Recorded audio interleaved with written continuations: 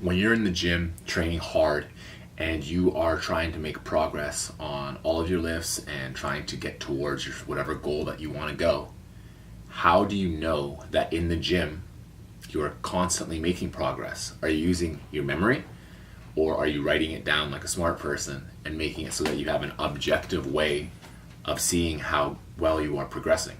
From what I've noticed, there's probably about 5 to 10% of people who go to the gym and are actually logging what they do, whether that's on a notebook, an app, or something simple like a Google spreadsheet. So maybe 90 to 95% of people just have amazing memories and can remember every single little set they did, every single weight they did, how many reps they did on each of those little sets. But I don't think so. They're just going into the gym and they're just doing whatever. They're not really worried about what they did last time, and they're not really worried about what they do in the future. And I've absolutely hammered home the point about progressing your training sessions, whether that's for strength, power building, bodybuilding, and conditioning.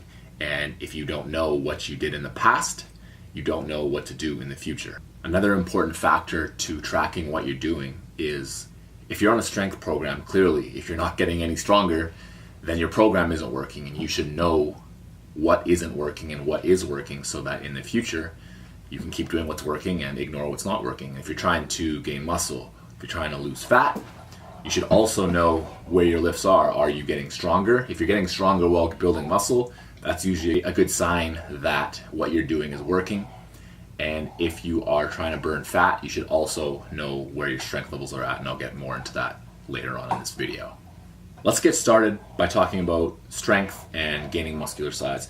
So when we're getting stronger and when we're getting bigger, if our lifts are going up, that's generally, of course, in strength, that is exactly what we're after, our strength to go up. But when we're trying to gain muscular size, if we are also getting stronger, that is a really good sign that you are also going to be gaining some lean mass or muscle.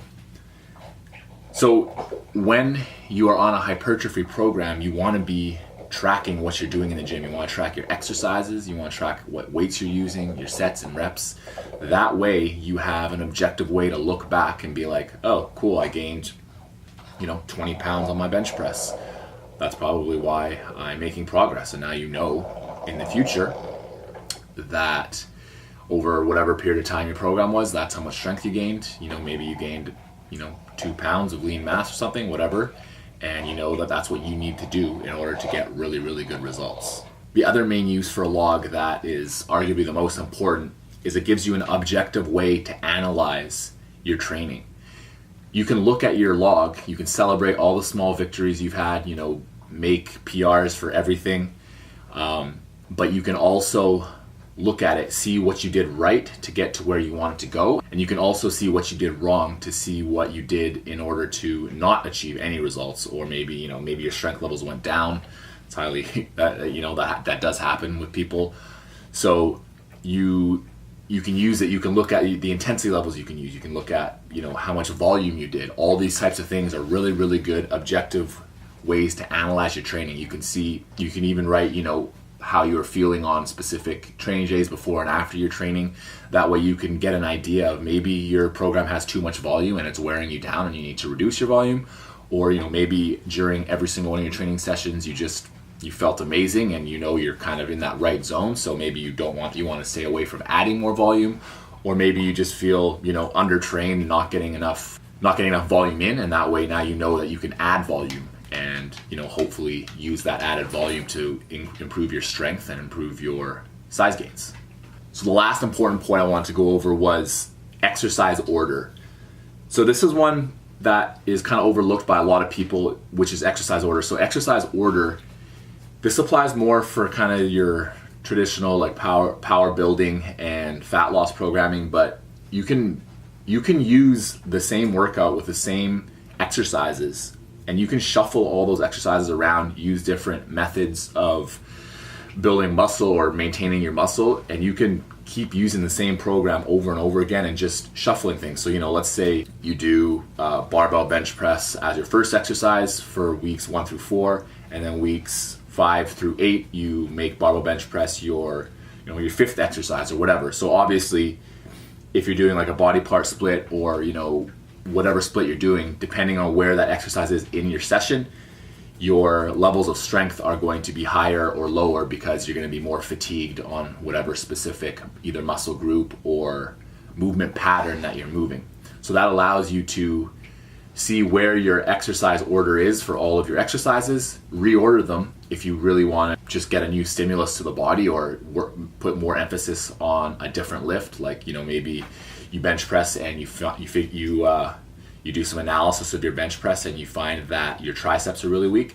So maybe you'll put your barbell bench press not as your primary benching exercise, but maybe as a secondary or tertiary, and then put something like a close grip or some sort of board work or something as your primary exercise.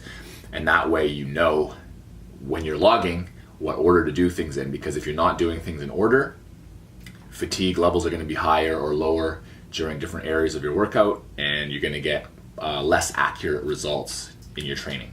So now you know why I think that if you take your training very, very seriously, you need to be logging everything you do, whether that's using a pen and paper, whether that's using an app, whether that's using just a Google spreadsheet or something.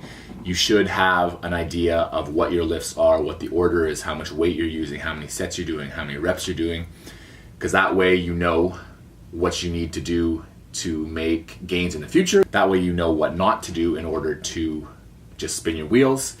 And you can really, really use it to celebrate all the small victories that you get in the gym, which you should be doing all the time because things happen slowly, so celebrate the small things when they happen. So thank you very much for tuning into this video. If you know anyone who you think would benefit from it, just please feel free to share it with them. I'd really appreciate that. If you found this helpful, please hit that like button. And if you are looking for more videos like this, please hit the subscribe button. I got a lot more videos like this coming to you real soon. And I look forward to talking to you again soon. Peace.